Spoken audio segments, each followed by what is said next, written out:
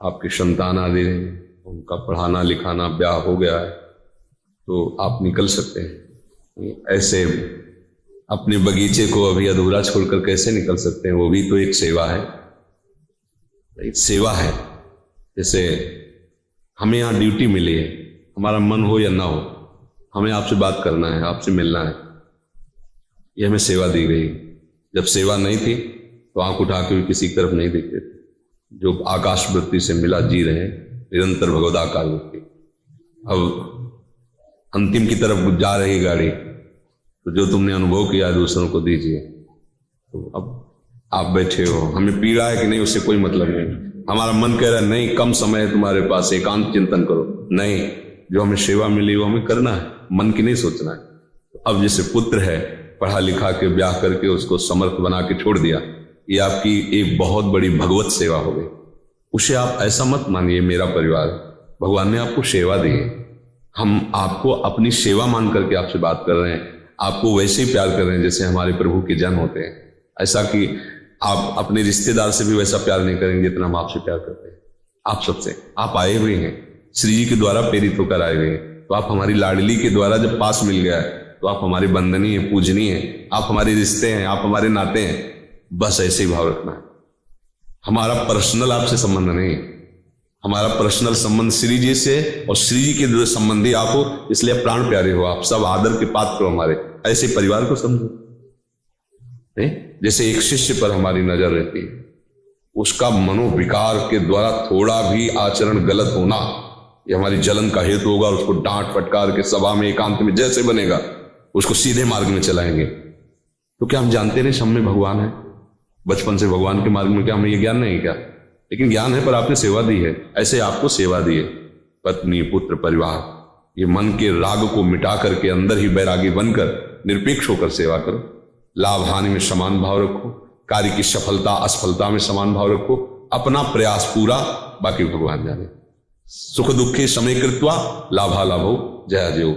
और अंदर से हर समय प्रभु का स्मरण करते रहो, कहीं जीवन प्रभु से विमुख होकर न बीत जाए।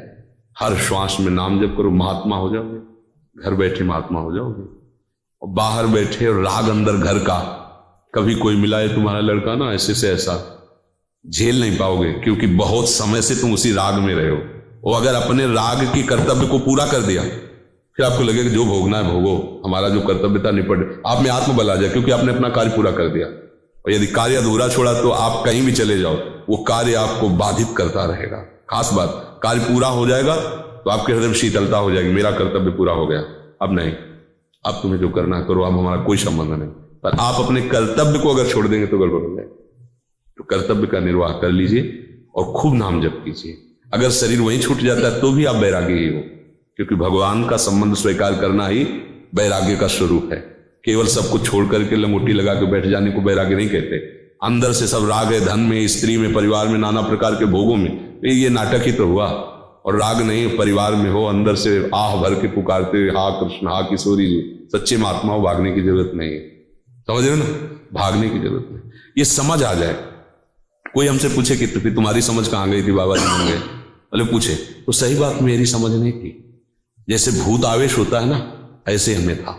जैसे किसी के ऊपर भूत आ जाए ना, समझ में नहीं आता, ऐसे ही भूत आवेश था, बस मुझे भगवत प्राप्ति करनी। अच्छा, हमारे पास कोई कर्तव्य नहीं था, 13 वर्ष की अवस्था, और भाई परिवार सब कोई कर्तव्य में अभी प्रवेश ही नहीं हुआ था, केवल उसमें पढ़ाई ही कर्तव्य था। और उसी पढ़ाई में एक पढ़ाई और जागृत हो गई, अब मुझे भगवत प्राप्ति करनी, बस केवल भगवत प्राप्ति। 13 वर्ष की अवस्था में भाग पड़े थे, कोई कर्तव्य नहीं था। अब हम थोड़ी भाग पड़े थे, जैसे भूत चढ़ जाता है ऐसे चढ़ गया था, पूर्व जन्म का अधूरा काम पूरा करना होगा, बस मुझे भगवत प्राप्ति करनी, बस कुछ नहीं, किसी की कोई बात नहीं, बस जब तक भगवान का साक्षात्कार नहीं तब तक जीवन बिल्कुल व्यर्थ। ये बात बैठ गई थी किसी कर। अब ब्याह करने के बाद ये बात आती तब तो ठीक नहीं था ना।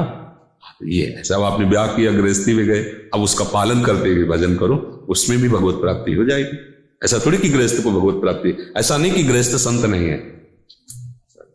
ऐसे ऐसे गृहस्थ हैं कि संतजन उनको नमस्कार करते हैं। भाई जनमोहन प्रसाद पोद्दार जी गृहस्थी भी तो है, धोती कुर्ता, और बड़े बड़े राधा बाबा संत थे ना, बिल्कुल। ये बस ये ध्यान रखना है, हृदय को प्रभु का बना दो और सेवा में कमी मत रखो। जो आपको सेवा, जिसको जो सेवा मिले उसको भगवान की मान के करो, ईमानदारी से करो, तो आप उसका फल देखोगे, आपका हृदय शीतल हो जाएगा। जब आपका कार्य पूरा होगा ना, तो आपके हृदय में शीतलता होगी, आनंद आ जाएगा।